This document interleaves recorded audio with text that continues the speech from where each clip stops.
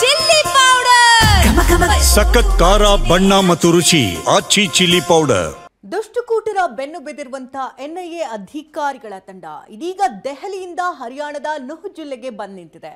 ಅಲ್ಲಿ ammonium nitrate ಮೂಲ ಪತ್ತೆ ಹಚ್ಚಿರುವಂತಹ ತನಿಖಾ ತಂಡ ಓರ್ವನನ್ನ ವಶಕ್ಕೆ ಪಡ್ಕೊಂಡಿದೆ. ಈ ಕುರಿತ ಒಂದು ರಿಪೋರ್ಟ್ ಇಲ್ಲಿದೆ.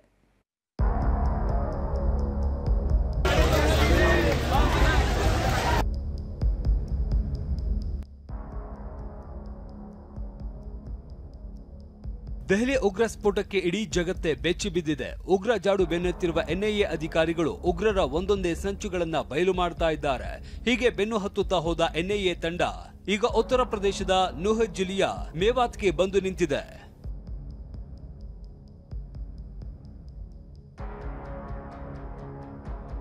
ಮೇವಾತ್ವರೆಗೆ ತಲುಪಿದ ದೆಹಲಿ ಸ್ಫೋಟದ ತನಿಖೆ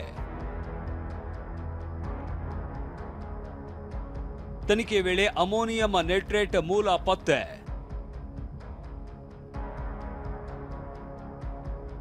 ಗೊಬ್ಬರ ಡೀಲರ್ಗಳನ್ನ ವಶಕ್ಕೆ ಪಡೆದು ಎನ್ಐಎ ವಿಚಾರಣೆ.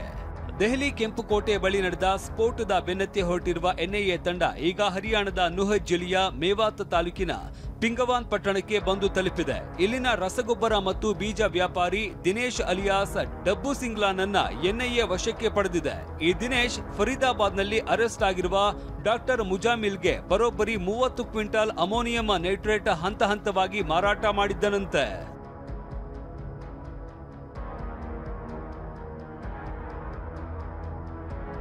ದಿನೇಶ್ ಅಲಿಯಾಸ್ ದಬ್ಬು ಸಿಂಗ್ಲಾ ಶಿಕರ್ವಾ ಗ್ರಾಮದವನು. ಸುಮಾರು 20 ರಿಂದ 30 ವರ್ಷಗಳಿಂದ ಪಿಂಗವಾನ್ ಪಟ್ಟಣದಲ್ಲಿ ವಾಸಿಸ್ತಾ ಇದ್ದಾನೆ. ದಿನೇಶ್ ಅಲಿಯಾಸ್ ದಬ್ಬು ಸಿಂಗ್ಲಾ ಹಲವು ಧಾರ್ಮಿಕ ಮತ್ತು ಸಾಮಾಜಿಕ ಸಂಘಟನೆಗಳಲ್ಲೂ ಗುರುತಿಸಿಕೊಂಡಿದ್ದಾನೆ. ಆದರೆ ಹೆಚ್ಚಿನ ಲಾಭದ ಆಮಿಷಕ್ಕೆ ಒಳಗಾಗಿ 300 ಕಿಲೋಗ್ರಾಂಗಳಷ್ಟು ಸ್ಫೋಟಕಗಳನ್ನ ತಯಾರಿಸುವುದಕ್ಕೆ ಬಳಸುವ ಅಮೋನಿಯಂ ನೈಟ್ರೇಟ್ ಅನ್ನ ಇಲ್ಲಿವರೆಗೆ ಟೆರರ್ ಡಾಕ್ಟರ್ಗಳಿಗೆ ಪೂರೈಸಿದ್ದಾನೆ ಅನ್ನೋದು ಗೊತ್ತಾಗಿದೆ. ಇನ್ನು ಈ ಬಗ್ಗೆ ಮೇವಾತ್ನಲ್ಲಿ TV9 ರಿಯಾಲಿಟಿ ಚೆಕ್ ನಡೆಸಿದೆ. ಈ ವೇಳೆ ನಮ್ಮ ಬಳಿ 8 ಜನರ ತಂಡ ಎನ್ಪಿಕೆ ಕೇಳಿಕೊಂಡು ಬಂದಿದ್ರು ಅಂತ ಗೊಬ್ಬರದ ಅಂಗಡಿ ಮಾಲೀಕನೊಬ್ಬ ಹೇಳಿಕೊಂಡಿದ್ದಾನೆ. वो मुझसे पूछ रहे थे कि आपके पास एनपीके है और डीएपी है.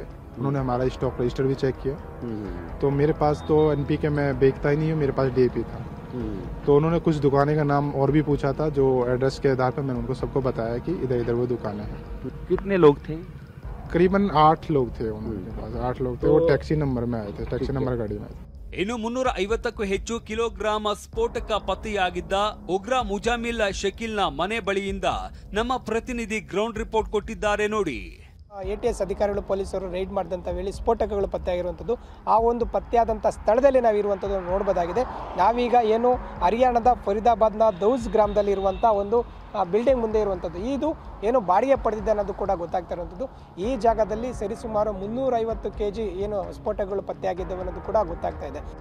ಸದ್ಯ ಮೇವಾತ್ ಮತ್ತು ಸುತ್ತಮುತ್ತಲಿನ ಹಳ್ಳಿಗಳ ಬೀಜ ಮತ್ತು ರಸಗೊಬ್ಬರ ಮಾರಾಟಗಾರರಲ್ಲಿ ಭೀತಿ ಮನೆ ಮಾಡಿದೆ. ಯಾಕಂದ್ರೆ ಎನ್ಐಎ ತಂಡ ಎಲ್ಲಾ ಶಂಕಿತ ಪೂರೈಕೆದಾರರ ಬಗ್ಗೆ ತನಿಖೆ ನಡೆಸ್ತಾ ಇದೆ. ತನಿಖೆಯಲ್ಲಿ ಮತ್ತಷ್ಟು ಜನ ಬಂಧನವಾಗುವ ಸಾಧ್ಯತೆ ಇದೆ ಅಂತ ಹೇಳಲಾಗ್ತಾ ಇದೆ. Bureau report TV9.